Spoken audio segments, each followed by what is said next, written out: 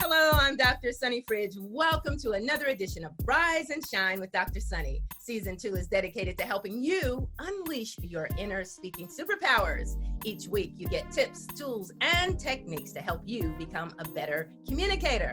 On this edition of Rise and Shine, how to turn a setback into a comeback. If you're watching on YouTube or Facebook, share in the comments below where you're watching from. And if you're listening by podcast, please subscribe so you never miss a show. I believe we all have a purpose and the potential to live our best life. My guest is on a mission to inspire you to live better and achieve more. Dr. Willie Jolley has been called the most powerful speaker, singer, and author combination in the world today. He has authored several books, including It Only Takes a Minute to Change Your Life, A Setback is a Setup for a Comeback, An Attitude of Excellence, and Turn Setbacks into Greenbacks.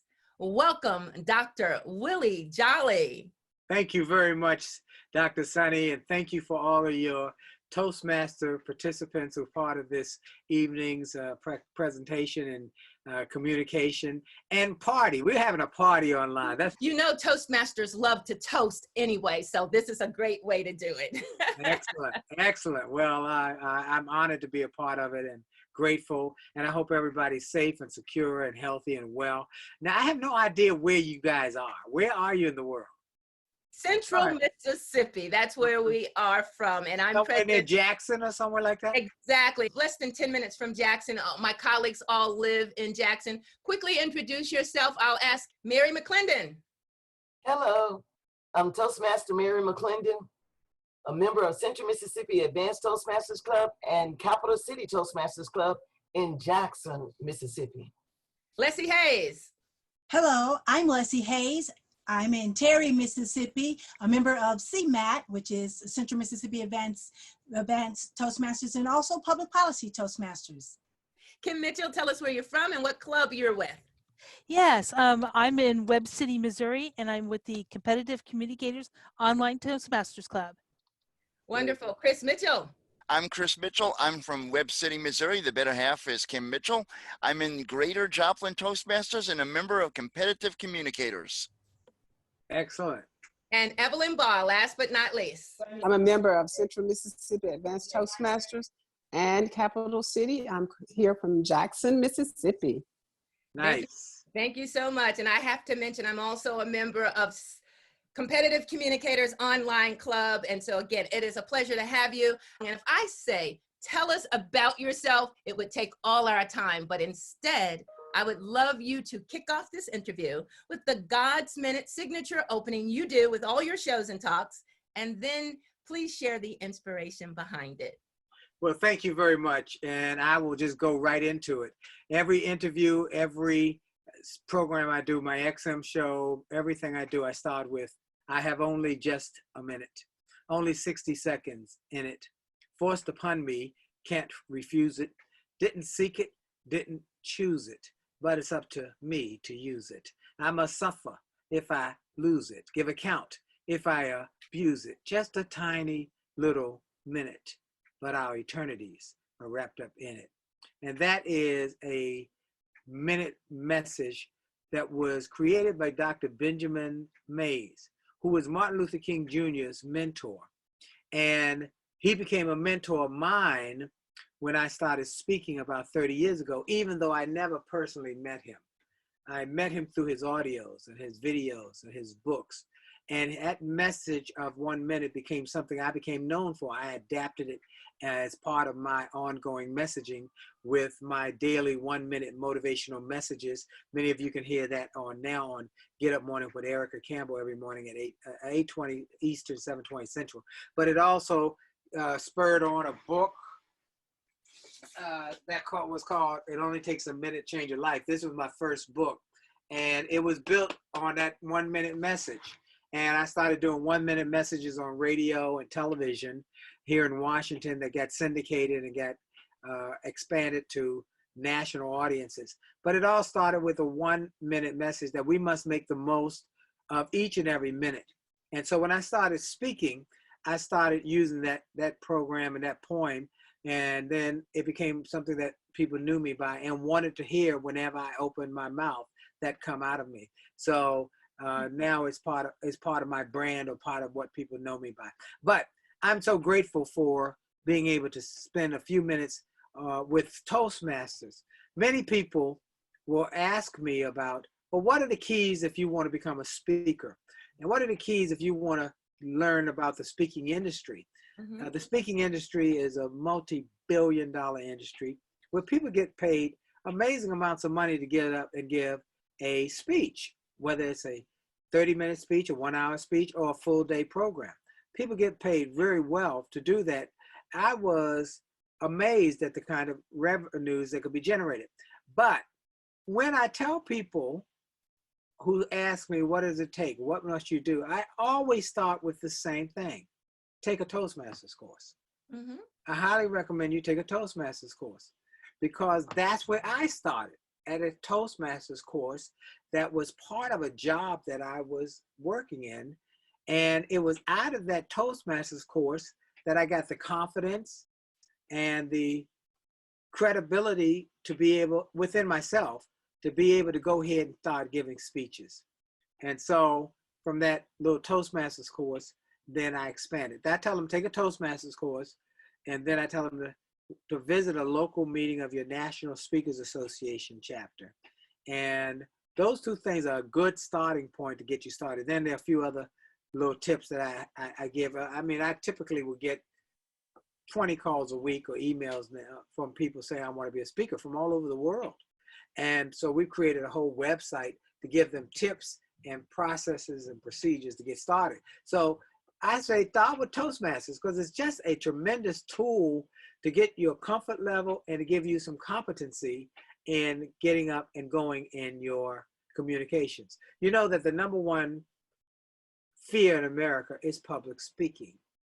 And so if that is a fear that people have, then what we want to do is help them get past the fear. And the way to get past the fear is to take action.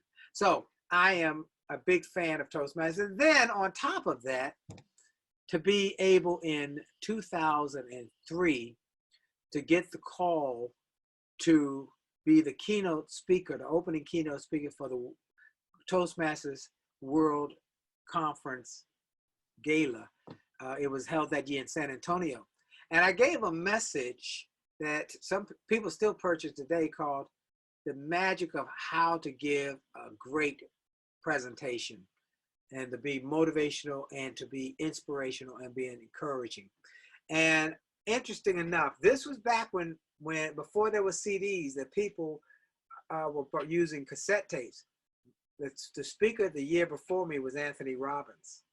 And I sold twice as many CDs as he did, or cassette tapes as he did. Not because my message was better.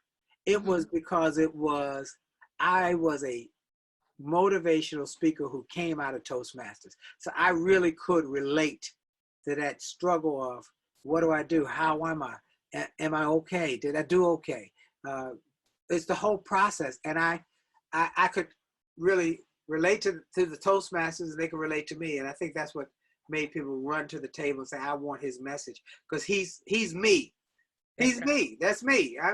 I'm struggling here, or I have some confidence issues, or I'm starting in my job. I started in my job. As part of my job, we all had to take a Toastmasters course. And the Toastmaster professional, or the Toastmaster instructor, came to the class, and we all were in the same class together, taking what was our speaking topics, but it was called, what was the original class? I can't think of the name of it now, but anyway, it was wonderful, and that's where I got my start. So. Awesome, awesome. A moment ago, you were talking about taking action, and one of your books, I told you I just got it, the Kindle version. A setback is a setup for a comeback. And in your foreword, you say the minute you make a decision and take action is the minute you change your life. What was that inspiration, however, for your book? I was a nightclub singer. I didn't start as a speaker, okay? I didn't have any inclination, inspiration, or idea that I would ever be a speaker. I went to college. I got a degree in sociology and psychology. I went on to seminary because I had an interest in inspiring people, but I didn't know that interest in inspiring people could not be used in any other way than to be a preacher. I had no interest in being a preacher, and I did have an interest in inspiring people. And it was very weird. I go to seminary, everybody else is a preacher, and they say, well, are you going to preach? I said, no, why are you here? Because I'm kind of led here to develop my inspirational messaging, but I have no interest in being a preacher. Well, when I finished seminary, everybody else was going off to be in a church, and I didn't take that path because that was not where I was being led. I was a singer. I put myself through undergrad and graduate school by singing. I sang jingles primarily at that point. Pizza Hut making it great. We work well together. News 4 and you. BET, like entertainment TV. Oldsmobile, Cadillac, Washington Gas, Pepco, 7th Heaven, 7-Eleven. So I sang jingles, and that's how I made my living, and I put myself through school. Well, when I finished my education and got my master's, now what am I going to do? Well, I was a singer, so I started singing in jazz clubs as part of a jazz combo, and started winning awards, best jazz singer, best entertainer, best performer. Things were going great. I bought a house. I had a nice little sports car. I was riding around town, enjoying life in Washington, D.C. I was a well-known entertainer and performer. I won all the awards. I mean, everything. I'd won the Washington Area Music Association, best entertainer, best performer. Things were going great. But one night, I went in a nightclub. The club owner said, I want to talk to you after the night show. I told the guys in the band they want to talk. We've been selling out for 6 months. We standing room only audiences. We're about to get our raise. I walked in his office that night. He said, you were great. The people loved you. I said, yes. He said, that's why it's hard for me to tell you. But I got to tell you. The owners of the club have decided they got to get a better return on investment. And only the way to do that with a full nightclub is to lower the cost. The band's the biggest cost. There's something else going around the country that's filling up nightclubs that's a lot cheaper than a band.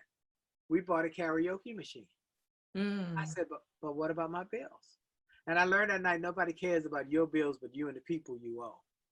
And I was devastated because I'd worked so hard to build his business. I'd worked to invest my time and my own resources into helping him build this clientele.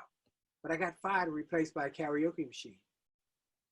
I went home and told my wife, I said, I don't know what I'm going to do.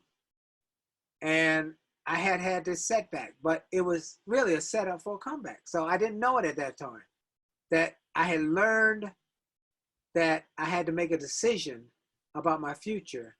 And that decision was going to be something where I could either let somebody else make it for me or I could make it. Well, I took a job with the school system while I was trying to figure out what I was going to do. And that was when I got this job in the school system as a drug prevention coordinator. And part of my job was we had to give presentations to kids about staying away from drugs. And that's when the Toastmasters instructor came to all of the drug prevention coordinators, and we went through an 8-week Speechcrafters. That's what it's called, Speechcraft. And we went through the Speechcraft course. And at the end of the course, he said, you're very good at this. And probably that was because I was an entertainer. I was used to being in front of people. I had no fear of audiences or crowd. I just get up and do what I did. And he said, you're very good at connecting with audiences. You're very good. And so I just had to get something to say. So I started speaking to kids, and that was part of my job. I did that job for 1 year, literally 1 year. I joined the school system June the 1st, 1990. And on May the 31st, 1991, I quit and became a full-time speaker. And in 1999, I got a call from Toastmasters International saying, you just been named one of the top 5 speakers in the world. Wow. Former winners include Colin Powell, Norman Schwarzkopf, Nelson Mandela, Margaret Thatcher, Christopher Reeve. I said, what? They said, you've been named one of the top 5 in the world. I couldn't believe it. And that was 1999, 9 years after starting my speaking business. In 2005, I was inducted into the Speaker Hall of Fame. In 2013, I was named a legend of the speaking industry. And all of that happened because I had a setback. Wow. A setback is a setup for a comeback. And so now I go all around the world speaking to companies. Most people know me for my work with Ford Motor Company. And when they called, one of their people had read my book. That's and right. when they were on the brink of bankruptcy, they said, we need you to come help us. And I worked with Ford 2006, 2007, 2008, and 2009. They were able to reject the government bailout and go from losing millions to making billions. And the Detroit Free Press wrote an article about this guy who helped Ford's comeback and said his name was Willie Jolley. And then Success Magazine wrote a piece called The Comeback King. And then Dr. Sunny has a book called An Attitude of Excellence that she showed just now that talks about that forward success. And all of that happened because I had a setback. And I worked on my communication skills. I was talking to a gentleman yesterday, and I told him that if you look at history, those who are able to communicate effectively are able to expand their options in their careers, in their income, and in their possibilities, as well as influencing people by being able to communicate effectively. Whether you want to do it as a living, like I do it, or whether you want to do it as something just to increase and improve your possibilities for your job. Communication skills are critical, case in point. One more story, but this is important. Sugar Ray Leonard was well known as a boxer. And one of his major opponents was Tommy Hearns. Well, when they finished boxing, Sugar Ray Leonard had the capacity and ability to communicate. Unfortunately, Tommy Hearns did not have that same ability. Years later, I'm on my way to South Africa to give a speech for Coca-Cola South Africa. And wow, there's Sugar Ray Leonard. He's on this same program because he's able to communicate. So I think I want to encourage everybody to grow your communication skills, work on your communication skills, and keep getting better in it, and get coaching. One of the things I did was get coaching. I got mentors in the speaking industry to help me, and I invested in my abilities that I get. You know, Michael Jordan said, talent is God-given, but ability takes work. Get coaches and get mentors and work on what God has given you. Fellow Toastmasters, if you want to just unmute yourselves and let's give him some applause. Woo, thank you so much. Thank you. Virtual high five. Reverend Willie Jolley with the Jolly Good News. You've got good news for us all. Thank you. But look, your letter was so wonderful. In fact, my wife read it too. She said, you got to do her show. I'm going to do it. I've already reached out to her. We get so many letters from people, but I said, I promise you, I'm going to do it. So go to jollygoodnews.org, Jolley, goodnews.org, and be a part of that. There's lots of good stuff. Go to Win with Willie. Just go to winwithwillie.com. Everything's there. Is there anything else you'd like to add? I want to thank you for inviting me to be with you. And I want to thank you. And last but not least, I got to tell you this. My mama, God bless her soul, she's sitting with the angels in heaven, but she loved Jackson, Mississippi. That's why when I asked you where you were, and you said Jackson, I said, oh, I've spoken at the Pontywood School down there in Mississippi. Yes. I've spoken there. And when I spoke there, my mama loves Jackson so much. She said, I'm going with you. Because I love the peanuts from Jackson, Mississippi. And she went to this peanuts place. I don't remember where it was, but we got peanuts. And we had peanuts in Jackson and had the best food. And the people were just as nice as they could be. So when this is over, I got to come to Jackson and hang out with y'all. You got a standing invitation, right, everyone? Yes. Oh, yeah. Thank you so much. Thank y'all. Woohoo! Thank everybody. Please stay connected. That was so fun. That's all the time we have on this edition of Rise and Shine with Dr. Sunny. Again, thank you to my guest, the one and only Dr. Willie Jolley, for sharing his motivational nuggets of wisdom. I appreciate having a few of our Central Mississippi advancing Toastmasters and guests join in. But wait, there's more. There were so many tips from Dr. Jolley. I invite you to join us for part 2 on the next edition of Rise and Shine with Dr. Sunny. If you enjoy our programs, if you haven't done so already, please consider making a donation of any amount at WYTV7.org to help our CBN broadcasters continue the mission to bring you programming that educates, empowers, and encourages. If you're not on social media, you can find all my shows and podcasts online at WYTV7.org/rise-shine. Please like my Facebook page at facebook.com/I Rise and Shine. You'll find tips there to help you unleash your inner speaking superpowers, some you may not even know you have.